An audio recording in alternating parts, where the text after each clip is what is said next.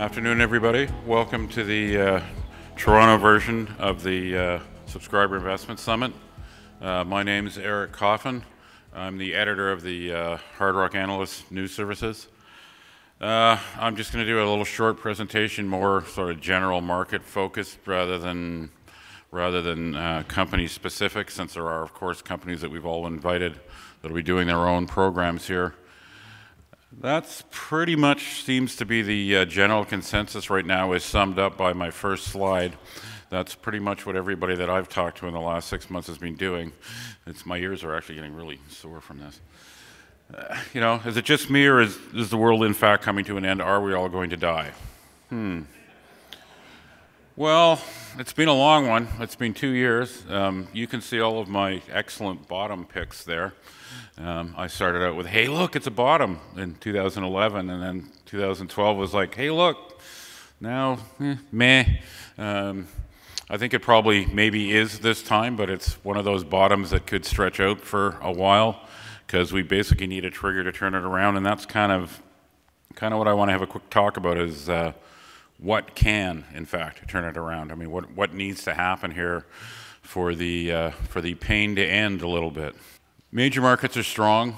The economies, of course, aren't strong, but resources, of course, are not strong at all. So, you know, it's not 2009. I mean, I've likened this to 2009, but I'm going to go explain why it's different too. It's not like 2009 in the sense that the major indices, of course, particularly the North American ones, are doing quite well, especially in New York. So it's not a matter of waiting for the big bounce from the big markets, because they're already doing that. Rising commodities can do it, but I'm going to go through why, although I see some hope for commodities, I'm not really expecting huge jumps from where they are, because again, they're not really that beaten down. As nasty as it might feel in the gold market, the truth of the matter is most commodities are still pretty close to long-term highs. You know, improving senior miners, I think that is going to actually start happening for reasons that I'll lay out, and they're as much accounting as they are anything else. And really, in my experience, having lived through a number of these cycles, more than I care to think about, to be honest, often as not, it's discoveries, and it's not usually going to be a discovery. I mean, a bunch of people have to make discoveries. It has to be something new, something that hasn't been beaten down already. That seems to be most of the time what brings traders back in. And in my experience, as much as many of the companies might run around and say, you know, we're going to go talk to this fund or that fund or the other fund, it's not going to be the funds. It's never the funds, okay? The funds will tell you it's the funds. It's you guys. If we're going to have a bull market, it's going to be people like the people sitting in this room. That's who starts bull markets in the resource space. It's not funds. So basically, it's got to be something that gets retail investors excited, even if it's about one company, that just kind of gets things moving again. In my experience, that's what turns the market. Now, obviously, you know, if we get some dollar weakness, that's going to help all commodity prices. They all trade against the dollar. They trade in dollars. You know, precious metals, especially gold, they don't just trade as commodities. In fact, one would argue, and I would certainly argue, that gold doesn't trade as a commodity at all anymore, really. It trades more like a currency than anything else, or you know, sort of this currency hybrid ETF monster thing. It's no longer really a commodity. Although, I do want to point out, I don't go into it much in this talk, but it's important to point out that from a commodity basis, the future doesn't look that bad at all for gold. I mean, the market is in fact very balanced when you look at supply-demand. Production costs are in fact quite high, and for most of the gold sector, the production growth scenarios aren't actually that great. So the odds of seeing this, you know, huge oversupply of gold or silver or copper or any number of other things, it's just not that likely. So you're not in a scenario like you've had sometimes in the past, where you could see the price drop by 50 or 75%. And the mining sector would still be pumping this stuff out. That's not going to happen this time. Most guys' true costs are a lot higher than people think. There's the gold over the last year. And one thing I wanted to bring up, because I saw so many stories about it, it was the death cross. The death cross.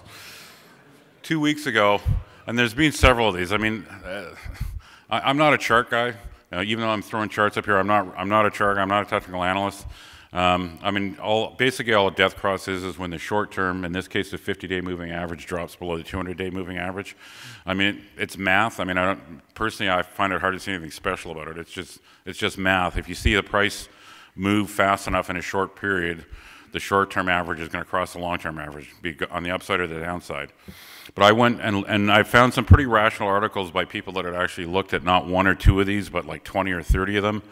And the predictive value of the so-called death cross is like 0, basically. It's essentially useless as a predictive thing. But that said, it's important to remember when you're dealing with commodities or currencies, the vast majority of the large traders in these markets are technical chart traders. I'm talking like the really big guys, the little guys, they're all technical traders. You can't really ignore this stuff because you know they're not going to. And I think part of the reaction you saw when things getting as nasty as they did was those guys seeing that coming. They could see the death cross coming. They could see the 50 was going to drop below the 200. And for that, and for other reasons, also guys getting out of the trade to get into the yen short, they just started shorting the hell out of this market. It becomes a self-fulfilling prophecy, but historically, once you get to that, it tends to be a very bad predictor of lower prices, and quite often the price bounces. We've had a small bounce, not much of one. What we have to see now is what happens with this test that's probably going to happen over the next 2 or 3 days. I mean, do we manage to lift off this second test at the bottom that we just put in? You can see the volumes are actually quite high. That's meaningful too. Friends of mine, guys like Gene Ahrensberg at Got Gold Report, I mean, I don't spend my days following the gold market itself. I follow the companies. But guys like that who I respect that do put a lot of time into following and trying to track this market, and it's a very opaque market, make no mistake. One thing that's very interesting is right now there's a huge short position, like a huge, huge, huge short position in the gold market. That is going to get unwound at some point. The question is, what's the trigger going to be? Some of it will be time. These guys won't sit on those shorts forever.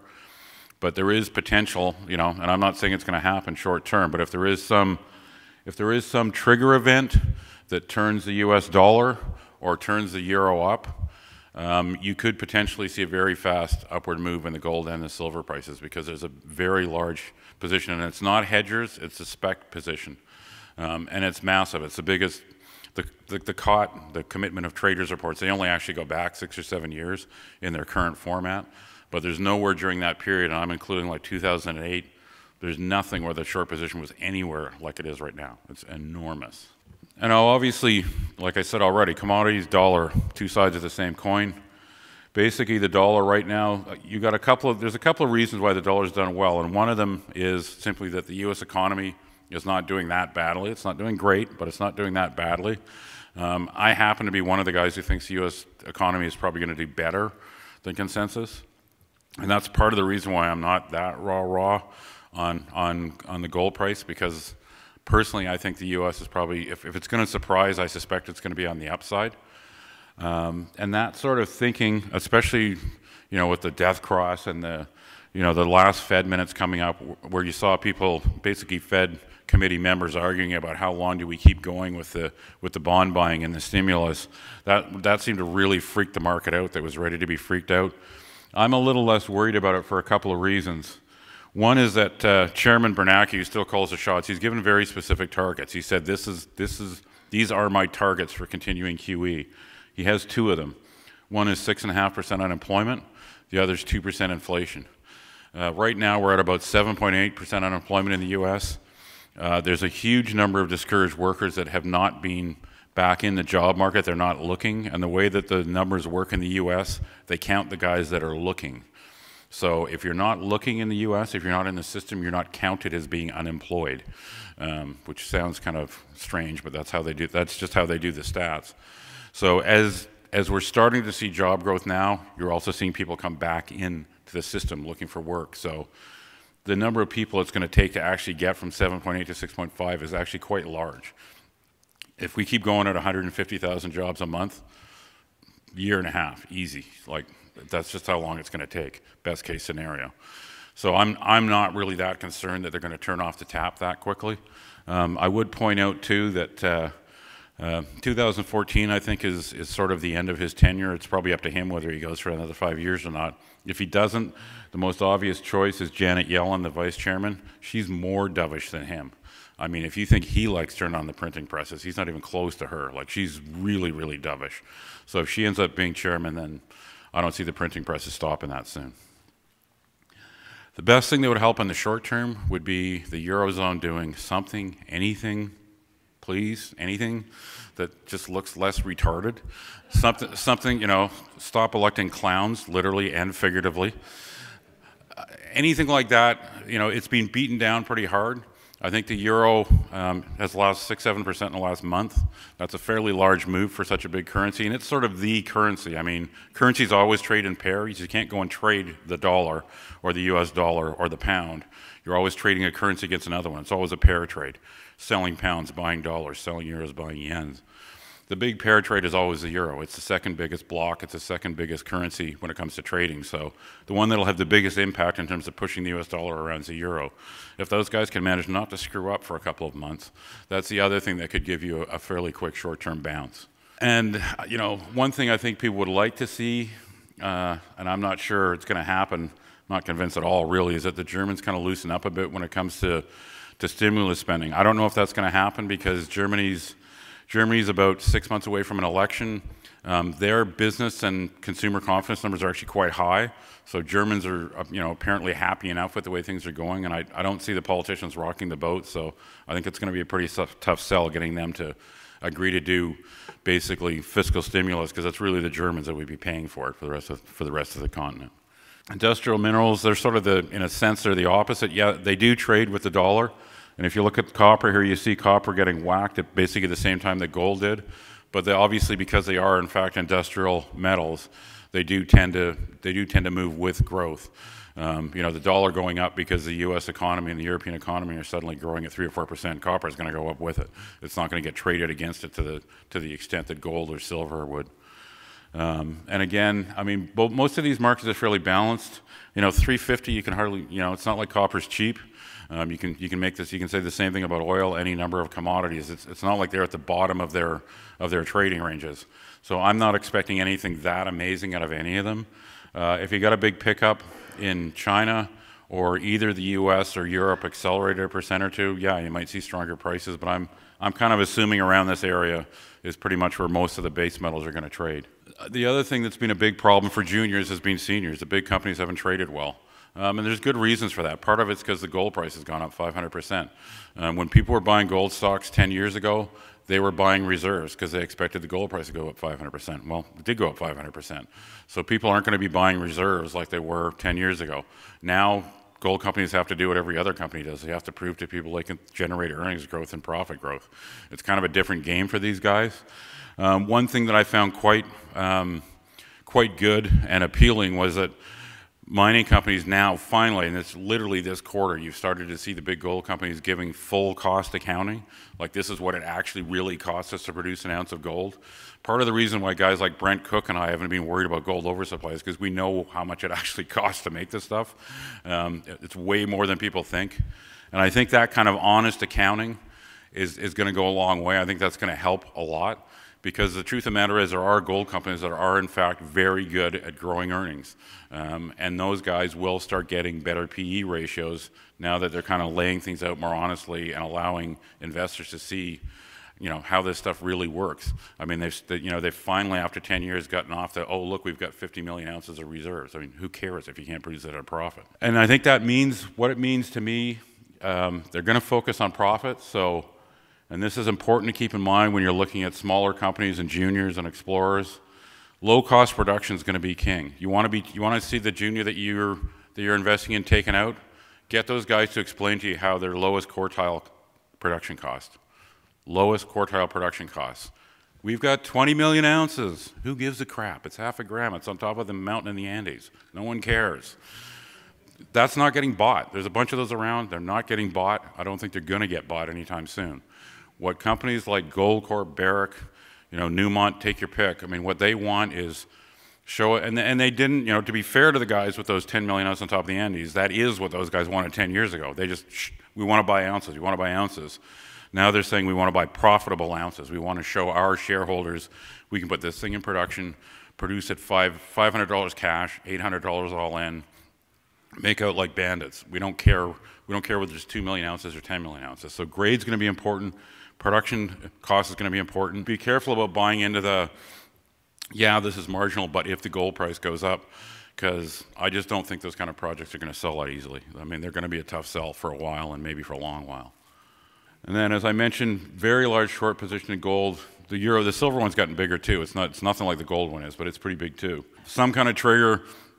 That's the most likely short-term scenario. If we're going to get a big lift, there's going to be some sort of trigger that starts enough of a gold move that these guys that are short. Because remember, they're just traders. It's not a political decision. There's no ideology behind it. It's just trading.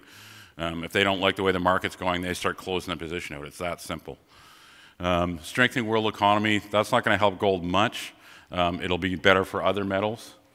I don't think you'll see a 2009 style commodity bounce because basically the prices aren't really that low, so I don't think we can count on that. Institutional shareholding, yeah, no one has one, and they won't for a while. Like I said at the start of this, you're it, guys, so you're the ones that have to start the parade. They won't show up until you've gone a few blocks already. What's the bottom line? I mean, you add all that together, what we need is discoveries. I mean, I think we need companies that can show, one, that they do have those kind of projects that can still be taken out, but I think we need discoveries.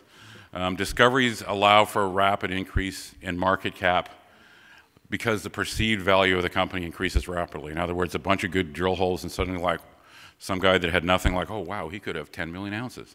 I mean, that's the kind of thing that gets people excited, gets the retail traders back. I don't know about you, I'm bored out of my mind. You probably are too. We need stuff like that. I'm gonna, I want to move on to introducing our first guy, but I'm just gonna throw up one slide, and I just want to do a couple of caveats here. This is a company I started talking about 3 or 4 days ago. This is an example, and I'm not saying this is a big discovery. They've got 3 holes out. I have no clue yet whether this is a big discovery.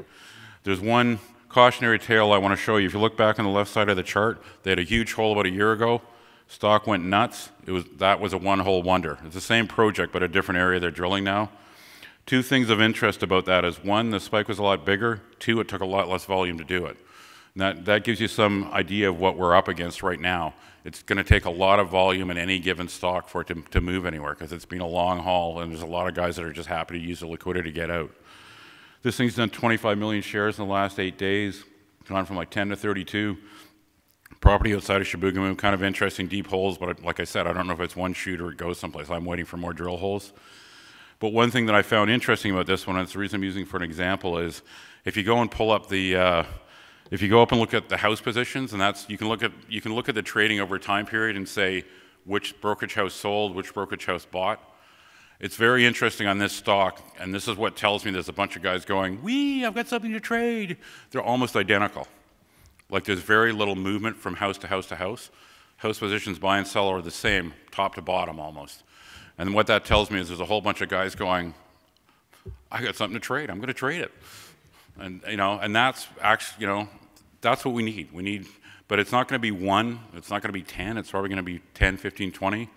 So with that being the case, what you need is companies that just have good targets, preferably have cash already, so they're not raising money at 5 cents to drill these things. And there are a few of those out in the next room.